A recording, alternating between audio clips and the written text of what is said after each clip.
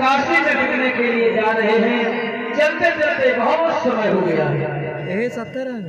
और ये दुकान आया इस प्रकार है।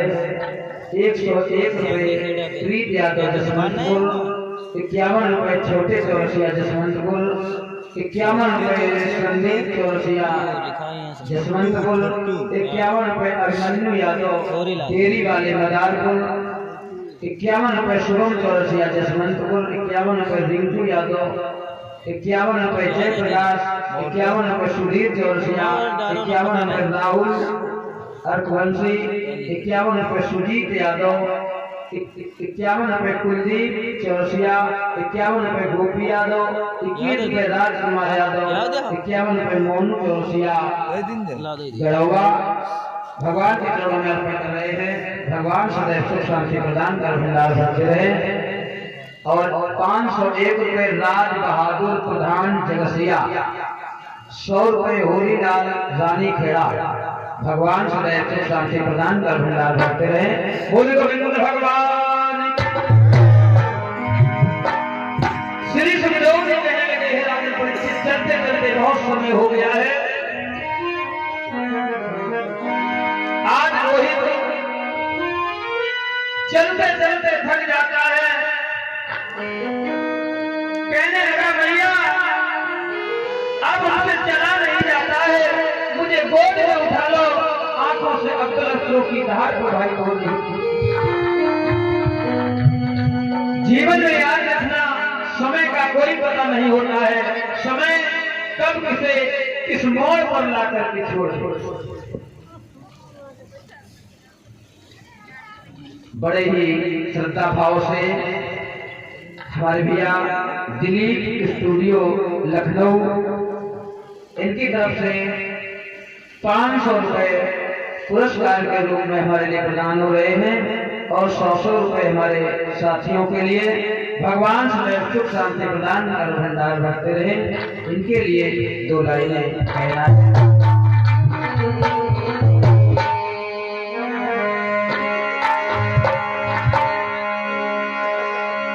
दिलीप कुमार भैया मेरे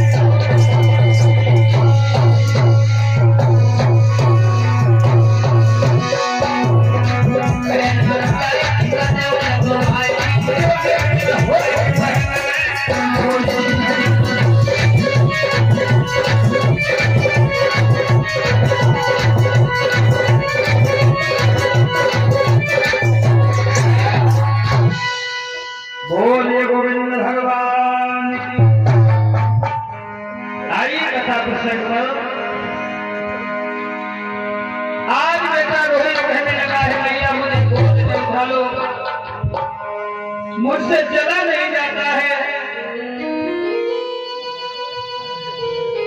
ये देख करके आज मैया तारा बेचैन हो गई, कहने लगी स्वामी मेरे बेटा को थोड़ा जलपान करा दो। हरिश्चंद्र ने कहा प्रिय थोड़ी देर की बात है, अगर कहीं इस राज्य में मैंने जलपान कर लिया तो सब चला जाएगा।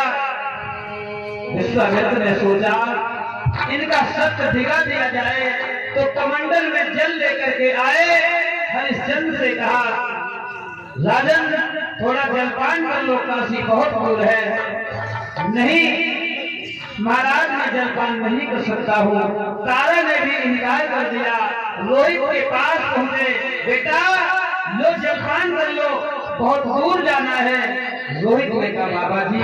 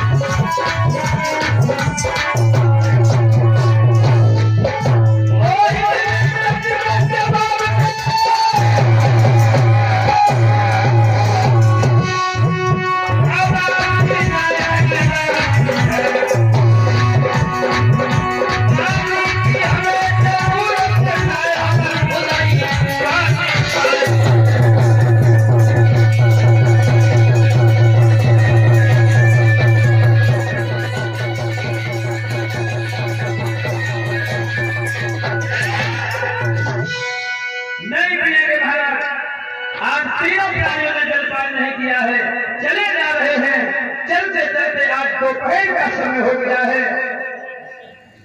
हरिश्चंद्र का बेटा रोहित चलते चलते पृथ्वी पर गिर पड़ा। आज मैया तारा रोने लगी स्वामी बेटा मुझे छोड़ करके जा रहा है, बचा लो मेरे बेटा को, थोड़ा जल पिला दो। नहीं आज हरिश्चंद्र कहने लगे हे बेटा तारे है विपदा को समय समरण करके दिन को डांटो।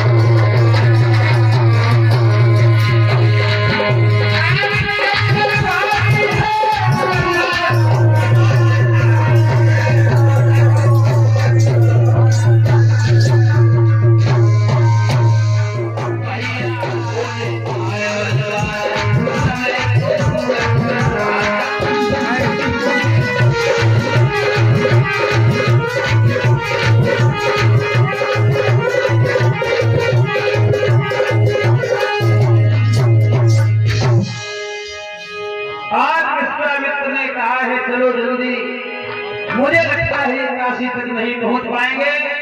विश्वामित्र ने कहा है राजन, तुम तीनों प्राणी अपनी आंखें बंद करो और मैं तुम्हें काशी पहुंचा देता हूं।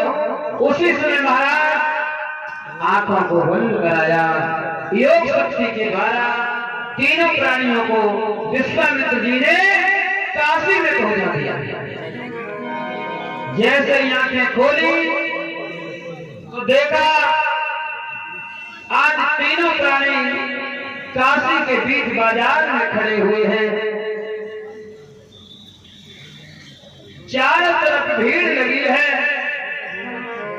लोग देख रहे हैं कि आज तक इस काशी के बाजार में प्राणियों की बिक्री नहीं हुई है। ये कोई महात्मा इन तीन प्राणियों को बेचने के लिए आया। बाहरी समय विश्वामित्र ने कहा, इस काशी के बीच बाजार में है कोई इन तीन प्राणियों का खरीदार? लोग शांत खड़े हैं, कह रहे हैं ये कैसा महात्मा है जो आज इन तीन प्राणियों को बेचने के लिए आया। बहुत समय हो गया, कोई खरीदने के लिए तैयार नहीं है। महाराज हरिश्चंद्र सोचने लगे, मुझे लगता है मेरा सच चला जाएगा जब मुझे कोई खरीदेगा नहीं तो ये 60 बार सोना कैसे अदा करेगा। और तीन प्राणी खड़े आज बाजार में, तीन प्राणी खड़े आज बाजार में, लेने वाला न आए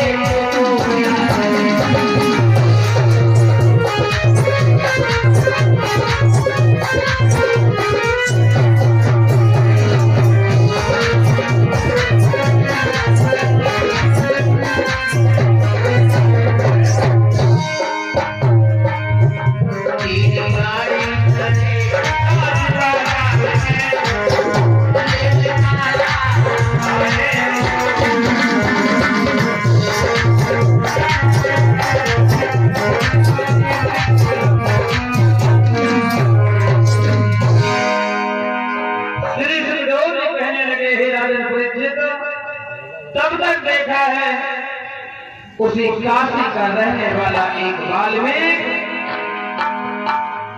विश्वामित्र जी के पास आया। उसने देखा तीन प्राणियों को बेचने वाले महात्मा जी, ये बताओ ये जो पुरुष है इसकी कीमत क्या है? विश्वामित्र कहने लगे कोई भी खरीदे, एक व्यक्ति की कीमत है 20 भार सोना। तीनों प्राणियों को खरीदने वाले से 60 भार सोना लगेगा। वाल्मीकि ने विचार किया ये जो पुरुष है क्यों ना इसे खरीद लिया जाए, काशी की गलियों में झाड़ू लगाता रहेगा, काम मेरे यहाँ बहुत है। तो आज वाल्मीकि ने 20 भार सोना ला करके विश्वामित्र को दे दिया है और हरिश्चंद्र को खरीद लिया। तब तक एक ब्राह्मण आए हैं, ब्राह्मण ने देखा है ये स्त्री को अगर हम खरीद लेंगे तो ये घर का काम करती रहेगी, भोजन बनाती रहेगी। ब्राह्मण ने तारा को खरीद लिया है।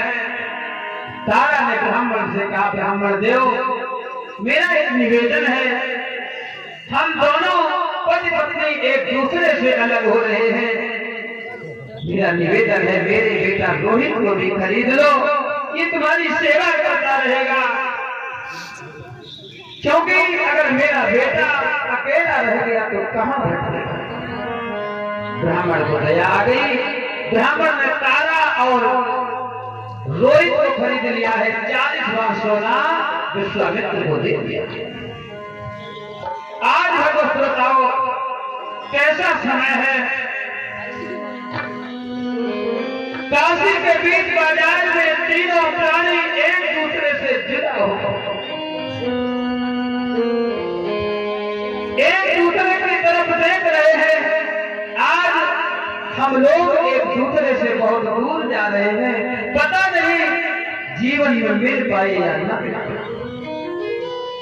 हरिश्चंद्र ने वाल्मीकि से कहा, मालिक मुझे थोड़ा मौका दे दो, मैं अपनी पत्नी तारा को समझा दें, क्योंकि आज के बाद पता नहीं मिल पाएगा। वाल्मीकि ने कहा, जाओ, समय नहीं लगाना। हरिश्चंद्र तारा के पास पहुंचे, तारा फूट फूट करके रो रही है। हरिश्चंद्र ने कहा, हे तारा, मैं कितना अभागा हूं, मैंने अपने जीवन में सोचा नहीं था।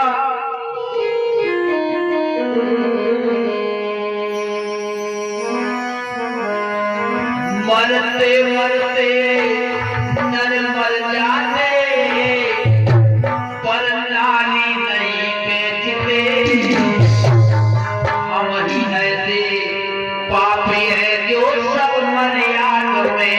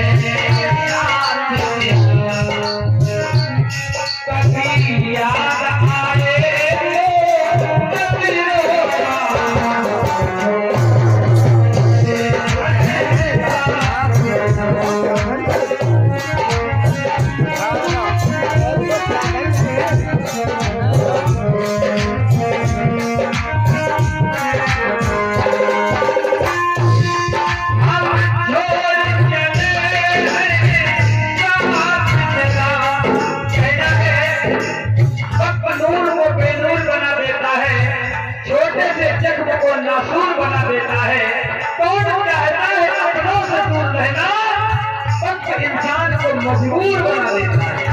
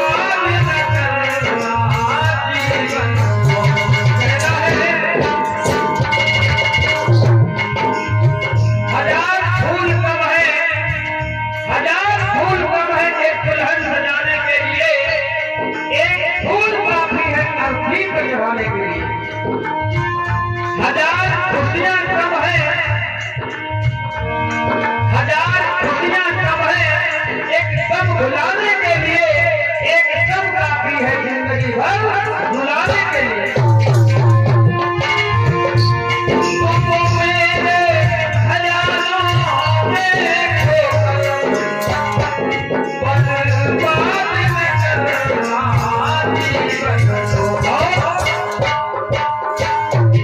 जब कोई सहेली बात सुने, जब कोई सहेली बात सुने, समझाए कभी तो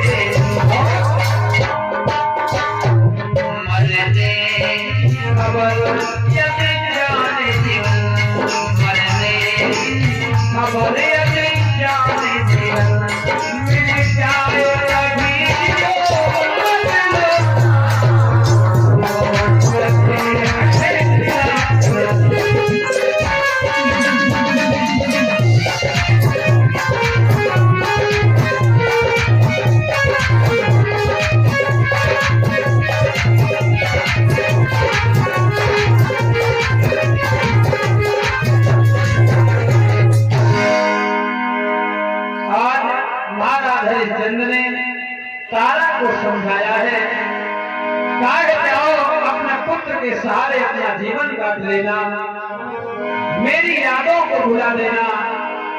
अरे तारा, आज एक दूसरे से दूर होकर चल देते हैं। हरिश्चंद्र वाल्मीकि के साथ और तारा ब्राह्मण के साथ जा रही है। हरिश्चंद्र ने कहा, इतने ही दिनों का हमारा और तुम्हारा मिलन था, आज से एक दूसरे से जुदा हुआ।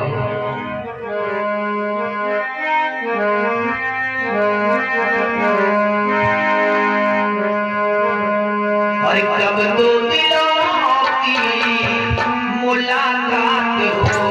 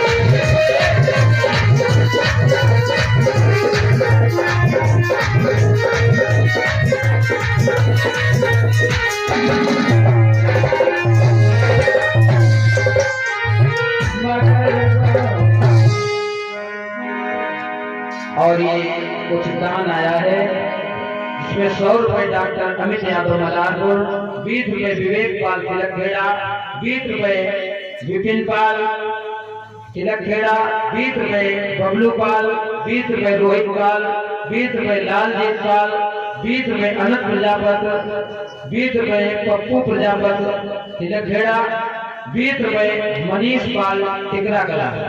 इस प्रकार से दान आया है। भगवान समय भंडार भरते रहे। बोली गोविंद भगवान। महाराज हरिश्चंद्र वाल्मीकि के यहाँ जाकर के पहुंच जाते हैं। वाल्मीकि ने कहा आज से तुम्हारा एक काम होगा, काशी के गलियों में झाड़ू लगाना और गंगा नदी से जल भर के घड़े में जल भर के लाना होगा। भोजन के लिए एक साहूकार के दुकान पर बता दिया है, यहाँ से तुम भोजन करते रहना। हरिश्चंद्र काशी की गलियों में झाड़ू लगाते हैं, नदी से जल भर के लाया करते हैं। उधर तारा ब्राह्मण के यहाँ निवास कर रही है। 27 दिन हो गए हैं, हरिश्चंद्र ने भोजन नहीं कर पाया है। जिस समय भोजन करने के लिए बैठते थे तो विश्वामित्र तरह तरह के कहीं अंधे बन करके, कहीं लंगड़े बन करके, कहीं भिखारी बन करके भोजन मांग लिया करते थे। हरिश्चंद्र अपना भोजन दे दिया। शरीर दुर्बल था।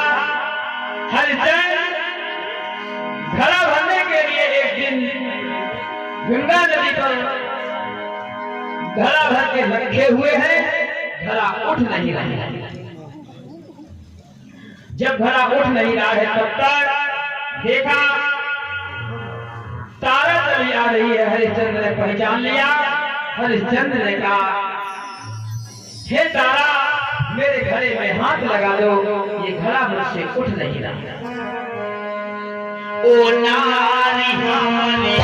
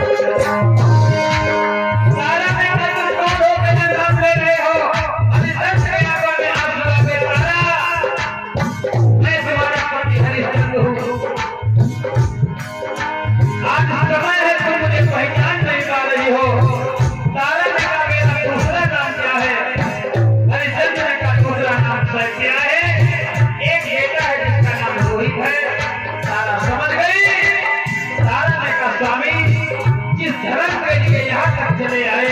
मैं ब्राह्मण के यहाँ रहती हूँ, आप एक वाल्मीकि के यहाँ रहते हो। अगर मैंने तुम्हारे घड़े को छू लिया तो धर्म चला जाएगा। कोई नहीं देखता है, परमात्मा देख रहा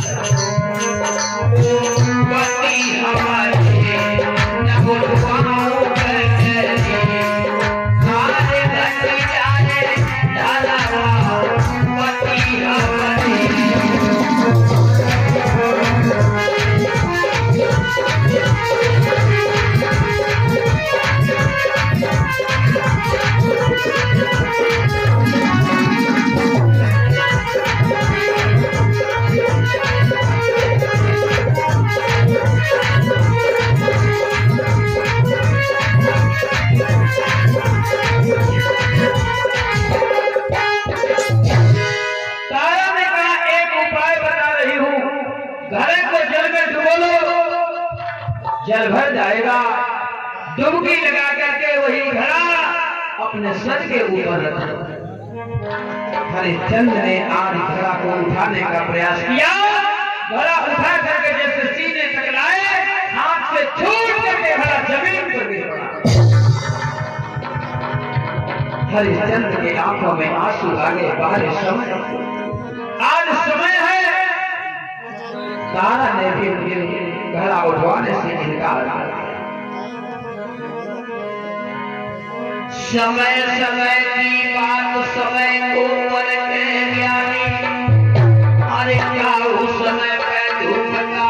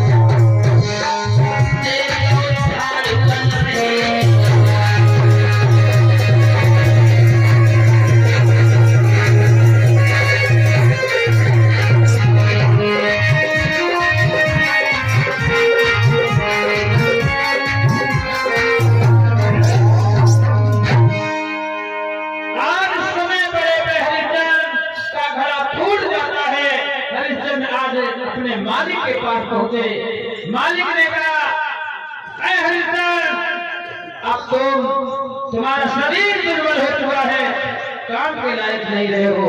आज से तुम्हारा एक काम है, हाथ में मसाल ले लो और जाओ मरघट पर जाकर के रखवाली करो।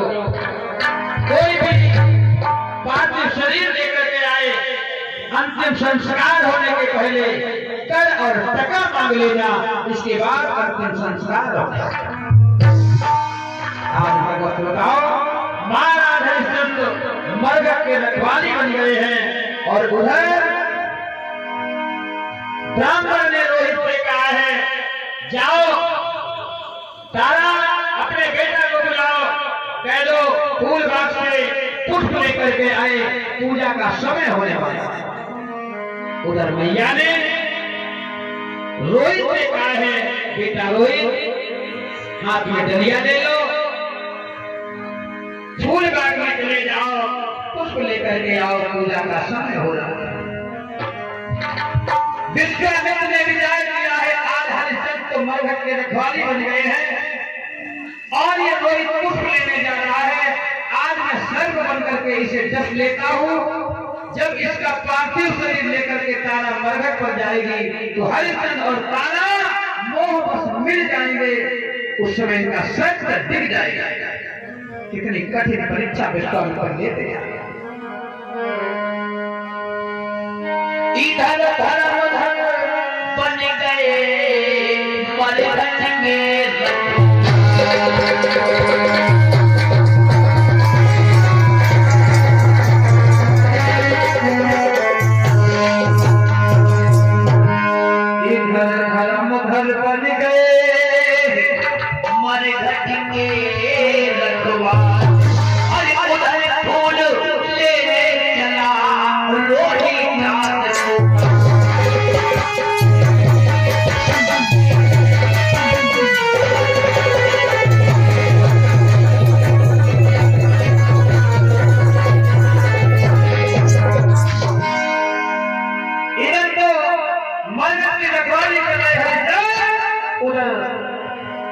विश्वामित्र पुष्प में छुप करके सर्प बन करके बैठ जाते हैं।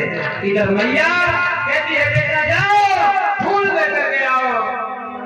आज बेटा रोहित चल देता है। माटी की बात माटी की बात में ले चलिया आंगन में, कुंवारे चलो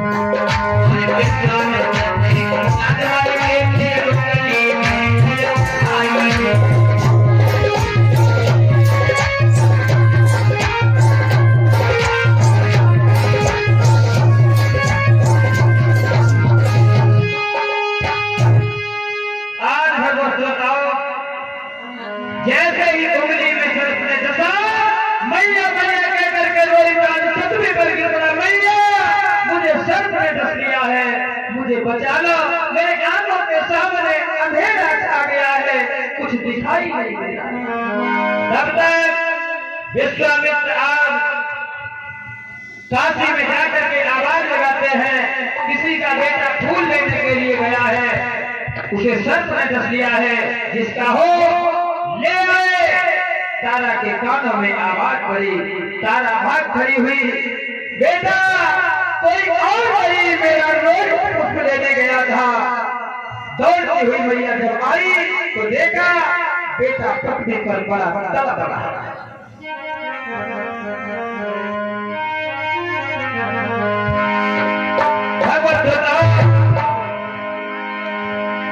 बेटा रोहित को गोद में उठा लिया, मैया चिल्लाने लगी, क्या हुआ तुम्हें मेरे लाल, क्या हुआ, तुम मुझे छोड़ करके कहाँ जा रहे हो? रोहित कहने लगा, मैया मैया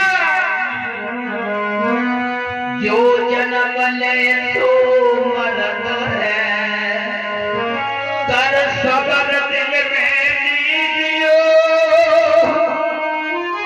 एक बार फुटकार के गोदी में मैया लीजियो। मैया गोदी बड़ी बलवान है, तारे किसी के ना करे, इस कर्म की कठिन है, जाने किसी के नाम। मुझे मरने का गम नहीं है, मरने का कुछ गम नहीं, मरता सब संसार, सेवा मैना करता मैया अंतिम बार। आज मैया तारा से कह रहा है, मैया अब मुझे दिखाई नहीं दे रहा है, अब मुझे कोई बचा नहीं पाएगा, मैया तुम धैर्य धारण करो। तारा ने कहा, बेटा रोहित तुम मुझे छोड़ करके कहाँ जा रहे हो?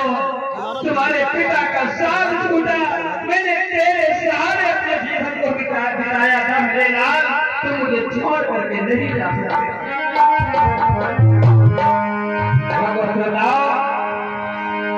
प्रसाद कहीं है कुछ आज भैया को देते हो कागज तड़प रही है उस भूल बाग में, सबका ठीक है नहीं पढ़नी नहीं, बात याद आ गई भैया, ध्यान देने कुछ है नहीं। हमारे पड़ोस में एक गांव है, वहां पर 4 बहनें थी और एक भाई था। माँ बाप का अकेला बेटा, भैया दूज का दिन था, तो सर्प लड़ रहे थे, वो गया, उसने मिट्टी का डेरा उठाया, मारा, सर्प दौड़ा, भाग गया। दोबारा फिर वो देखने के लिए गया, जैसे देखने के लिए गया, सर्प ने देखा, पीछे भागना शुरू कर दिया, 2-3 जगह पर उसे खाया। माता पिता ने बहुत प्रयास किया, जहां जिसने बताया ले गए, लेकिन सुबह तक उसने प्राण छोड़ दिया। उस समय बहनें रो रही थी, माता पिता गिर रहे थे, पृथ्वी पर तड़प रहे थे। एक लौटा एक अंधेरे दुनिया का एक दीपक चला गया। भैया समय याद आएगा जिस मैया ने अपना हंसता खेलता पुत्र अपनी गोद से गिरा दिया। आज तारा रो रही है, बेटा तुम मुझे किसके सहारे छोड़ करके जा रहे हो यार?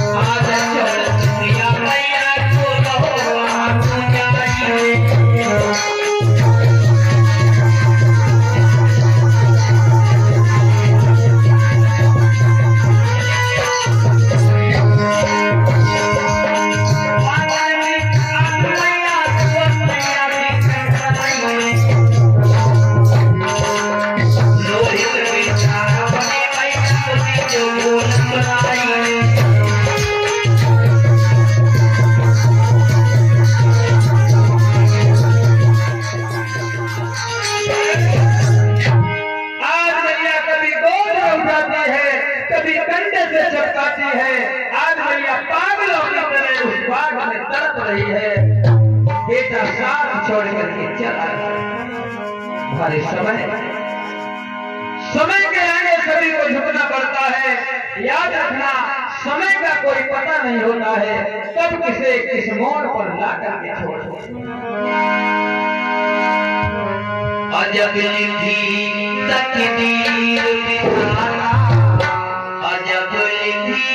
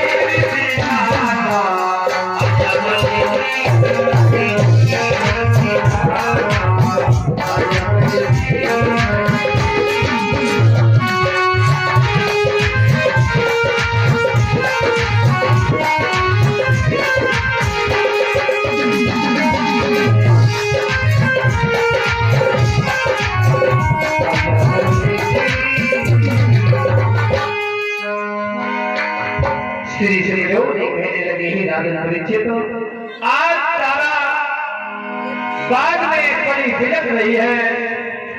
संजोग तब तक विश्वामित्र पहुंचे, कहने लगे ये 70 की मिट्टी है, इसको ले जाकर के अंतिम संस्कार कर दो, इसका शरीर फटने का डर है क्योंकि जहर इसके शरीर में फैल चुका है। आज तारा ने अपने बेटा रोहित को गोद में उठा लिया, रोती बिलखती आज वो तारा अंतिम संस्कार करने के लिए मरघट की ओर जा रही है।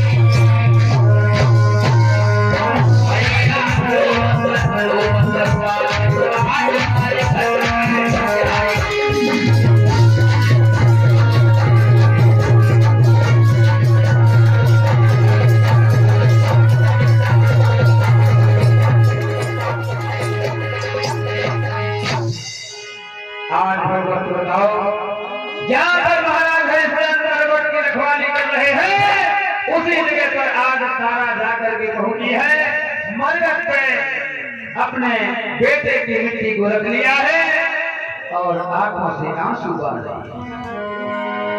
तब तक हरिचंद चले आ रहे हैं। कौन है? अंतिम संस्कार बाद में पहले कर और कफन चाहिए। तारा ने देखा स्वामी आप हरिचंद ने कहा तारा क्या हुआ रोहित को? तारा फूट करके रोने लगी, स्वामी मेरा एक ही सहारा था वो आज दुनिया से फिरा। हरिचंद के पैर डगमगा गए, याद आया सत्तर के चक्कर में यहाँ तक आया हुआ।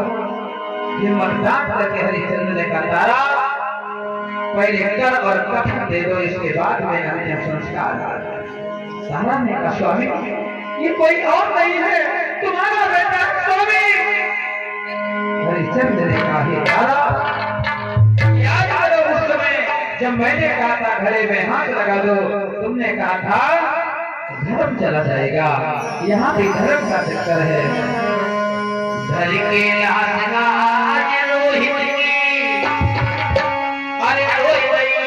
तारा हरिचंद कहने लगे तारा लाए है ये बेटा मेरो जाए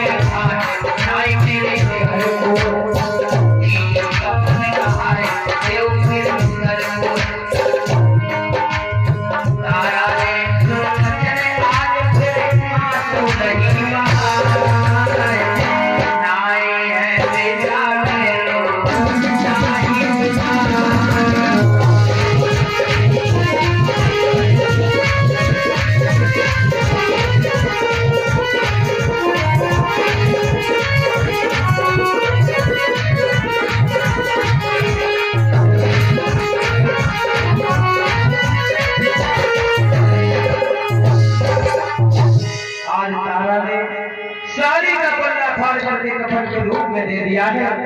बच्चे की कंधनी में सिक्का पड़ा है, तोड़ करके कर के रूप में दे दिया। हरिश्चंद्र ने कहा ले जाओ इसे नदी में बहा दो। आज ले जाकर के नदी में जल करवा दिया। आज पुत्र के वियोग में मैया तारा पागल हो गई। गौरी मैया का मंदिर बना है, उसी गौरी मैया के मंदिर में जाकर के धड़ाम से गिर जाते हैं। विश्वामित्र ने क्या किया, रोहित को उठाया, ले जाकर के उसी तारा के पास लिटा दिया। काशी में जाकर के शोर कर दिया। काशी में एक डाइन आई हुई है जो गौरी मैया के मंदिर में लेती है, वो प्रतिदिन एक बच्चा को खाती है। कितनी कठिन परीक्षा ले रहे हैं विश्वामित्र।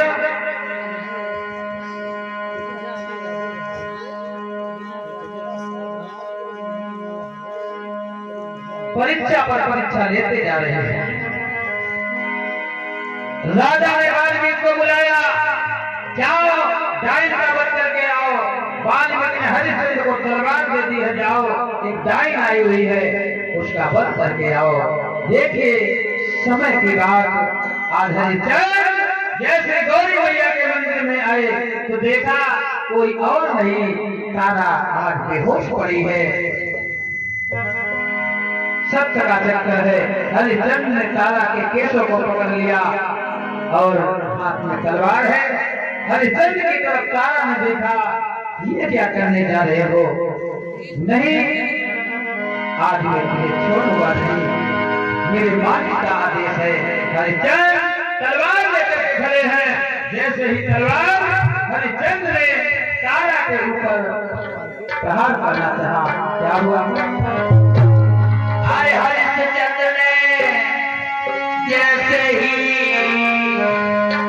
देखो तलवार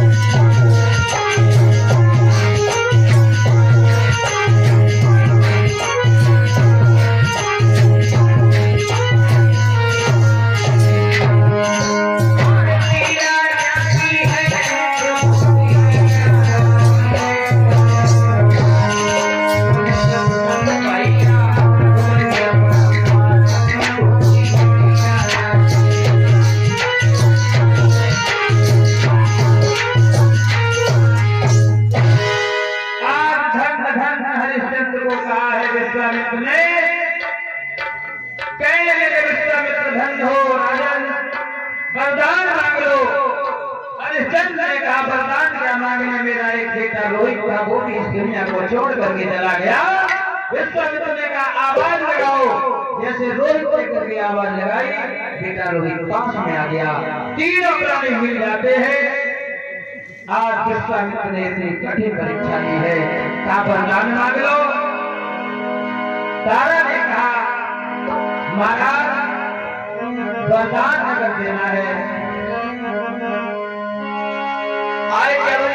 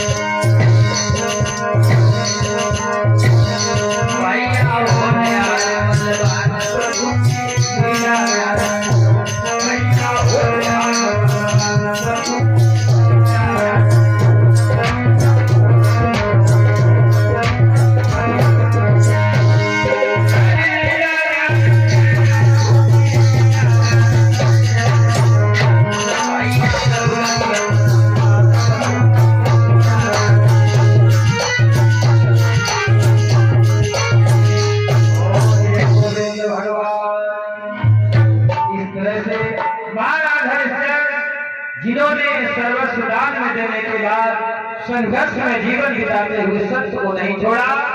अंत में महाराज हरिश्चंद्र की आज विजय हुई है। इस प्रकार से आज भी ऐसे राजाओं का नाम इस धराधाम पर अमर है। बड़ी हल्का भाव से सभी भक्तों ने रात्रि की पावन बेला में अपना समय दिया है, इसके लिए मैं बड़ा ही आभारी हूँ। एक फरमाइश आई थी, सुनाई देता हूँ गजल।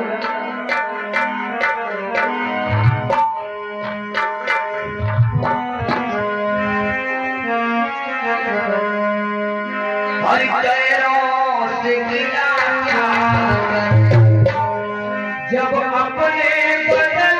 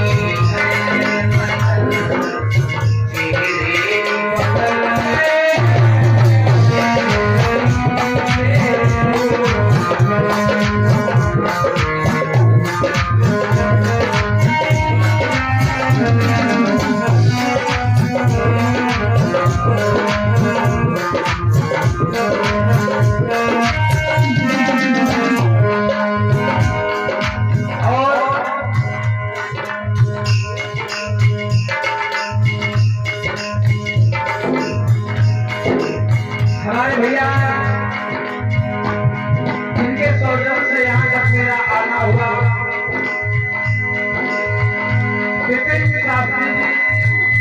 जिनके द्वारा यहाँ तक हम आए और आप लोगों से मेरा मिलना हुआ। दिलीप स्टूडियो और विपिन शास्त्री जी के तरफ से